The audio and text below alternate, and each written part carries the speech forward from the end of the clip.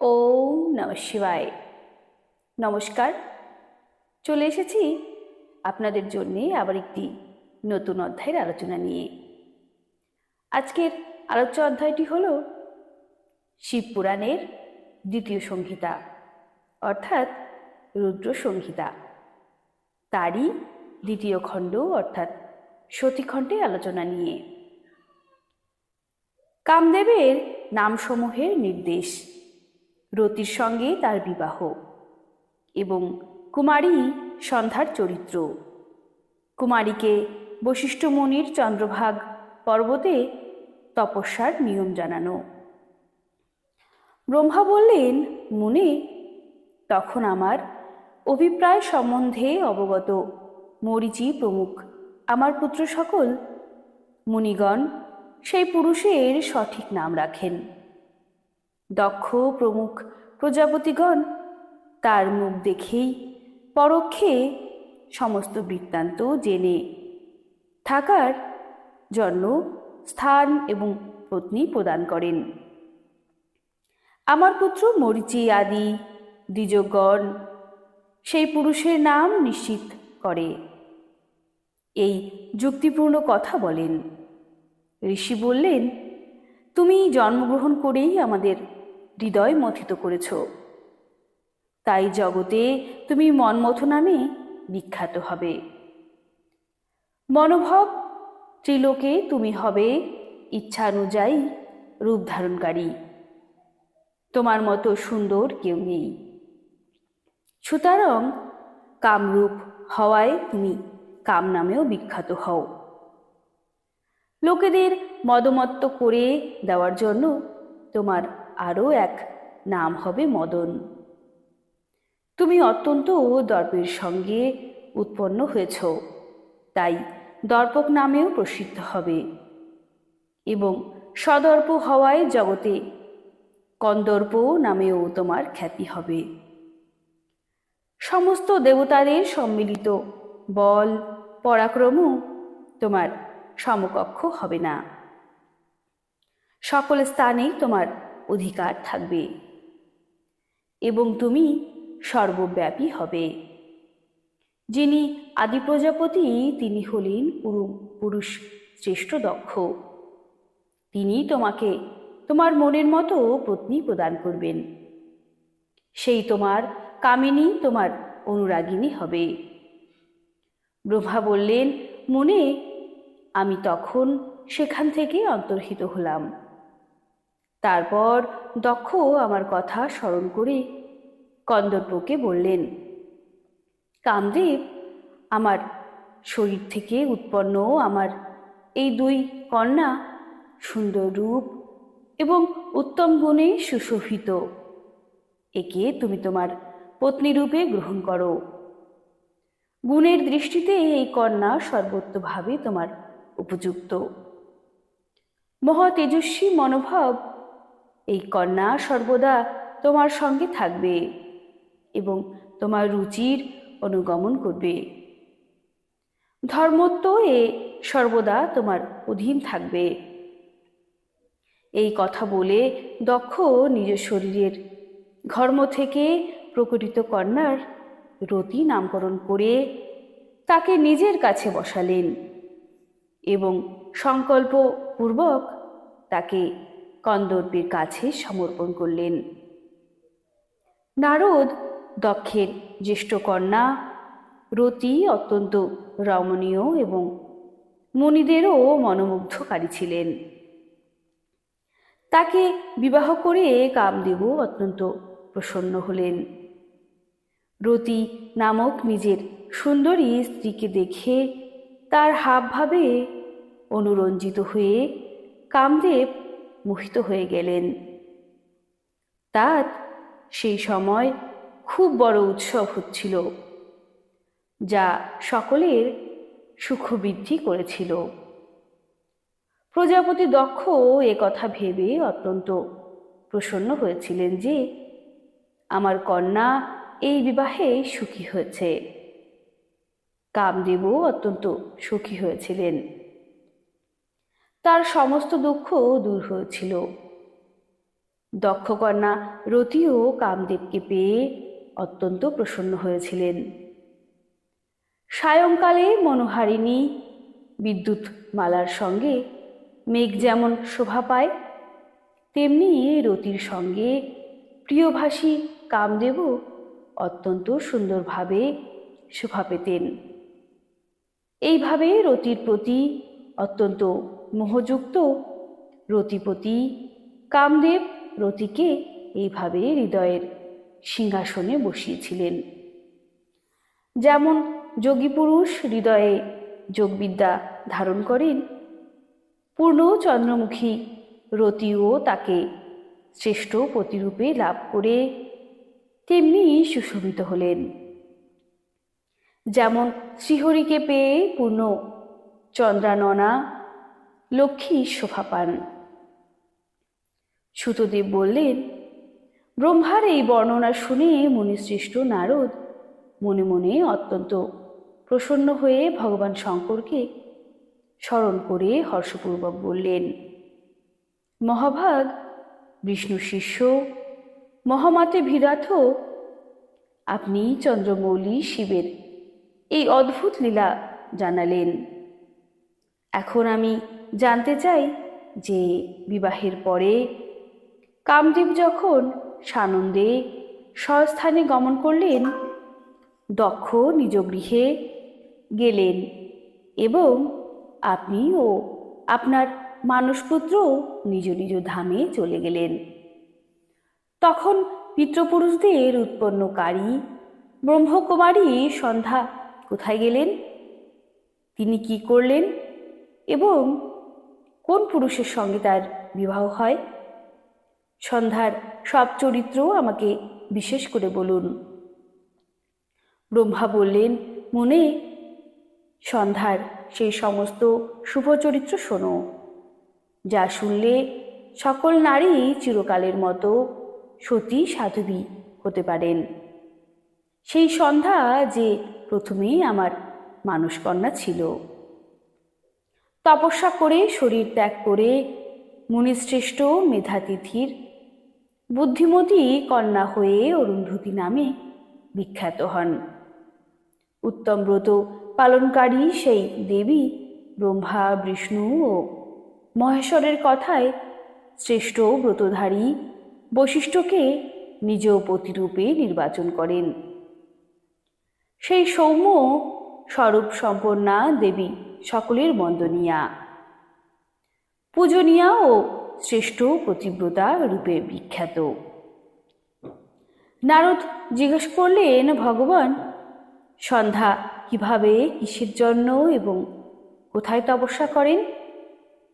কি করে দেহত্যাগ করে তিনি মেধাতিথির কন্যা হন? ব্রহ্মা বিষ্ণু ও শিব এই তিন দেবতা যাকে শ্রেষ্ঠ ব্রতধারী বলে চিহ্নিত করেছেন, সেই মহাত্মা বশিষ্ঠকে তিনি কিভাবে প্রতিরূপে বরণ করলেন? পিতামহ, এইসব আমি বিস্তারিতভাবে শুনতে চাই। অরুন্ধতীর সেই কৌতূহলপূর্ণ চরিত্র আপনি যথাযথভাবে বর্ণনা করুন। ব্রহ্মা বললেন, মুনি, সন্ধ্যার মনে একবার সকাম ভাব এসেছিল, তাই সেই সাধবী স্থির করেছিলেন যে বৈদিক মার্গ অনুসারে আমি অগ্নিতে নিজ দেহ আহুতি দেব। আজ থেকে এই ভূতলে কোনো দেহধারী উৎপন্ন হয়েই যাতে কামভাবে সংযুক্ত না হয়, সেই জন্য আমি কঠোর তপস্যা করে এই মর্যাদা স্থাপন করব। তরুণাবস্থার পূর্বে কারো ওপর কামের প্রভাব যাতে না পড়ে, সেই সীমা নির্ধারিত করব। তারপর এই জীবন বিসর্জন করব। মনে মনে এই চিন্তা করে সন্ধ্যা চন্দ্রভাগ নামক শ্রেষ্ঠ পর্বতে চলে গেলেন। সেখান থেকেই চন্দ্রভাগা নদীর উৎপত্তি হয়েছে। মনে তপস্যার দৃঢ় সংকল্প নিয়ে সন্ধ্যা শ্রেষ্ঠ পর্বতে গমন করেছেন জেনে আমি সন্নিকটে উপবিষ্ট বেদ বেদাঙ্গের পারঙ্গম বিদ্বান সর্বজ্ঞ জীবাত্মা এবং জ্ঞানযোগী পুত্র বশিষ্ঠকে বললাম, পুত্র বশিষ্ঠ, মনস্বিনী সন্ধ্যা তপস্যা করার অভিলাষে চন্দ্রভাগ নামক পর্বতের উপর গিয়েছেন। তুমি যাও, তাকে বিধিপূর্বক দীক্ষা প্রদান করো। তাত তিনি তপস্যায় মর্ম জানেন না, তাই তোমার যথোচিত উপদেশে যাতে তার অভীষ্ট সিদ্ধি লাভ হয় তার চেষ্টা করো। নারদ, আমি দয়াবশত বশিষ্ঠকে এই আদেশ দিলে তিনি যথা আজ্ঞা বলে এক তেজস্বী ব্রহ্মচারীর রূপে সন্ধ্যার কাছে গেলেন। চন্দ্রভাগ পর্বতের উপর এক দেব সরোবর আছে, যা জলসয়োচিত গুণে পরিপূর্ণ হয়ে মানস সরোবরের ন্যায় শোভামান। বশিষ্ঠ সেই সরোবরকে দেখলেন এবং তার তীরে বসে থাকা সন্ধ্যার দিকেও দৃষ্টিপাত করলেন।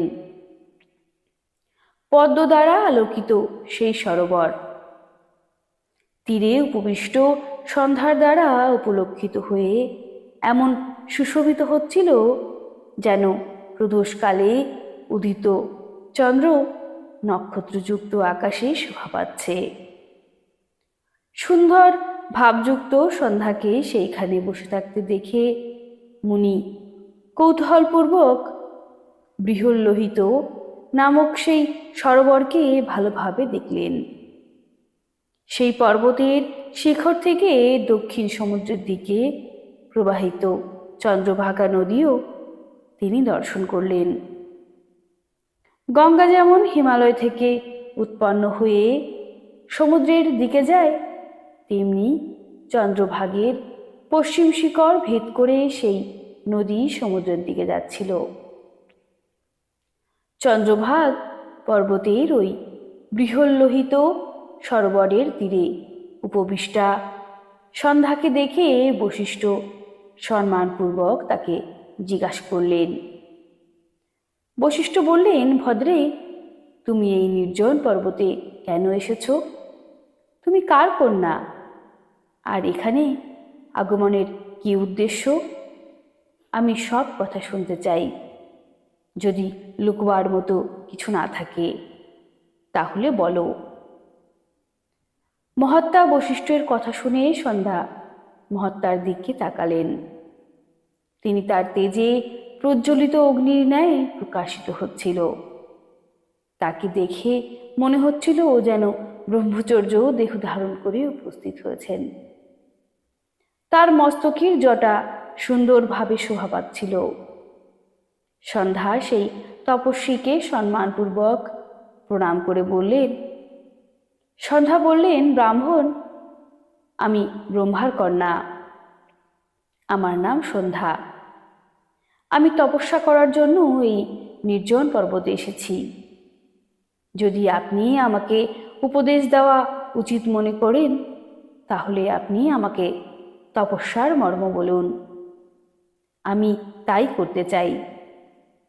আর কোনো গোপনীয় কথা নেই।